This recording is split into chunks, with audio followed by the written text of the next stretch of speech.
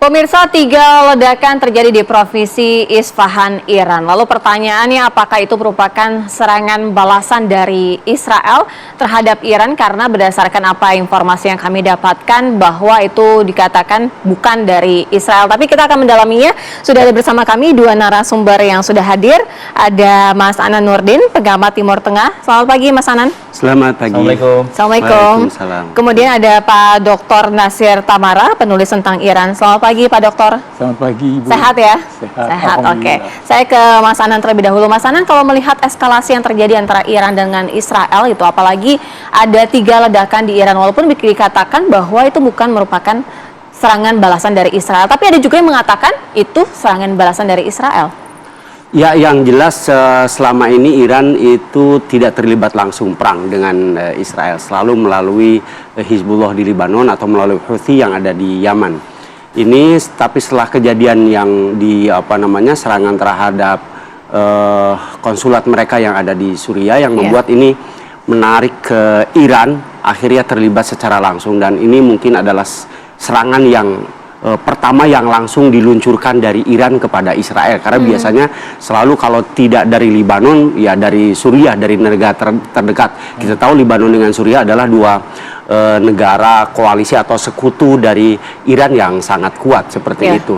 Nah, ini baru pertama kali. Ini mungkin juga mengakibatkan serangan yang memperlihatkan sikap ya yang selama ini kita lihat asumsi permusuhan yang sangat kuat gitu di 2 negara terkuat secara militer di Timur Tengah, yang selama ini memang kita khawatirkan mereka perang secara langsung gitu, dan ini benar-benar terjadi dengan melakukan serangan balasan. Dan ini pertama kali dalam sejarah ada serangan antara Iran dan juga Israel seperti itu ya? Ya, itu yang langsung dari Iran secara langsung gitu ya. Tapi perlukah kita khawatir terhadap eskalasi konflik di Iran dan juga Israel ini? Perlu nggak kita khawatir? Saya pikir ya sangat-sangat perlu, karena ini akan berdampak besar gitu ya, akan berdampak besar kepada global juga dunia, begitu ya? Ya, kepada dunia secara global ini akan berdampak. Dampak apa yang paling akan dirasakan? Yang paling besar pasti akan dirasakan adalah pertama meningkatnya eskalasi di Timur Tengah, dan kalau sebuah wilayah yang merupakan memproduksi bahan bakar dunia terbesar, baik itu minyak dan juga gas, ini akan membuat dampak ekonomi secara global di seluruh dunia akan berpengaruh, terutama juga kepada negara-negara yang bergantung menggunakan gas dan bahan bakar dari Timur Tengah. Ini perlu akan sangat mengkhawatirkan seluruh dunia. Maka tidak salah kalau Amerika Serikat misalnya mewanti-wanti agar Benjamin Netanyahu jangan melakukan serangan balasan. Tetapi ada sebuah analisa akhir-akhir ini, salah satu intelijen dari Amerika Serikat mengatakan yang dilansir dari Al Jazeera TV itu mengatakan bahwa dengan serangan balasan dari Israel sekarang ke Iran itu sebetulnya sudah selesai.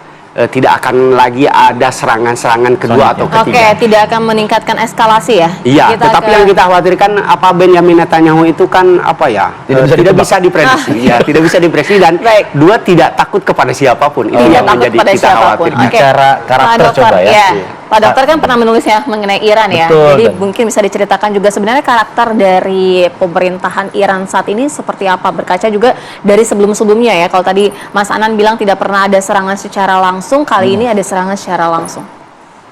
Secara konsisten mereka itu memakai sebuah kebijakan keamanan yang sama kira-kira. Ini Iran ya Pak ya? Di Israel. Ya. Gini, karena saya pernah wawancarai Perdana Menteri Israel waktu itu, Yitzhak Rabin, dan juga pernah wawancarai Chairman Yasser Arafat, ketua dari PLO yang mendirikan negara Palestina tujuannya gitu. Mereka berdua mendapat hadiah Nobel sesudah persetujuan di Oslo yang melanjutkan persetujuan di Madrid. Jadi usaha perdamaian itu sudah dilakukan. Dari kacamata top decision makers, kan Perdana Menteri polanya ya Perdana Menteri Yitzhak Rabin, kemudian sekarang Netanyahu, mereka itu sangat konsisten untuk mempertahankan supaya Israel ada di muka bumi dan menjadi negara bagi semua penduduk warga Yahudi yang tinggal dimanapun juga. Jadi istilah bahasa Perancisnya itu kut ke kut, apapun juga gitu ya. mereka akan lawan kalau ada usaha-usaha menghancurkan mereka. Itu yang kita harus pahami. Dan dalam sejarah Yahudi dan Iran, itu dua negara yang dekat. Kerajaan-kerajaan Yahudi itu melindungi orang-orang Yahudi ketika mereka dipersekusi di Eropa, di segala macam. Itu yang orang lupa. Jadi mereka tuh dekat, orang-orang Yahudi itu pada waktu revolusi Iran, sampai sekarang masih banyak yang tinggal di Iran. Dan sangat dekat. Nggak ada rasialisme terhadap orang Yahudi. Tidak ada waktu. gap gitu ya?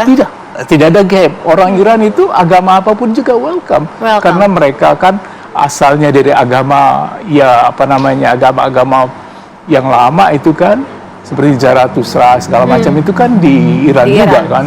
Jadi dengan apa yang terjadi di Isfahan ini, Anda melihatnya apakah ini hanya sekedar gertak sambal saja, hanya sekedar apa ya, bukan sebagai satu gerakan eskalasi politik Timur Tengah yang kemudian eskalasi menurut saya. Justru eskalasi. Iya, karena begini, dulu itu mereka di dalam bayang-bayang, mereka menggunakan saling serang menyerang secara diam-diam, secara tidak terlihat gitu kan, shadow gitu kan.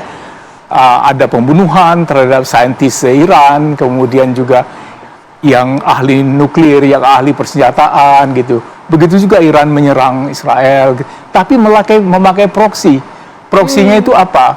Tadi kan disebut, tadi kan ada Hezbollah. Kenapa Hezbollah? Itu karena letak Hezbollah itu, mereka itu kan kebanyakannya juga orang-orang Syiah kan.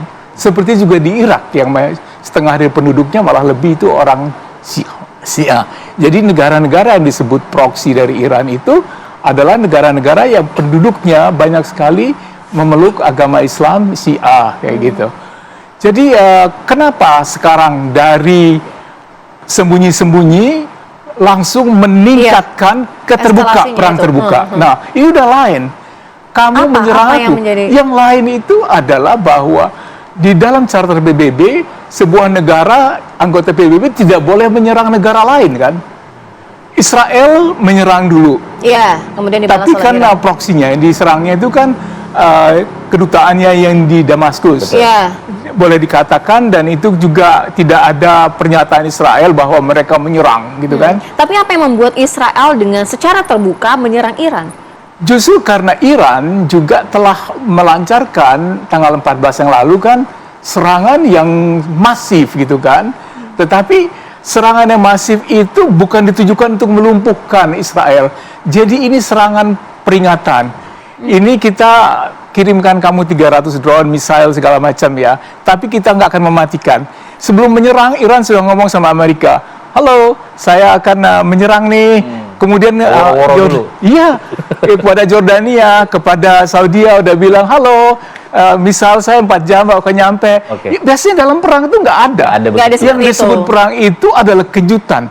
Kemenangannya Hitler itu adalah Blitzkrieg, serang kilat, rahasia. Tapi ini kok terbuka kayak gitu kan. Itu kita akan dalami lagi nanti ya, Pak Dokter ya. Usai jeda ya, kita harus jeda dulu terlebih dahulu ya. Nanti kita dalami lagi. Usai jeda kami segera kembali.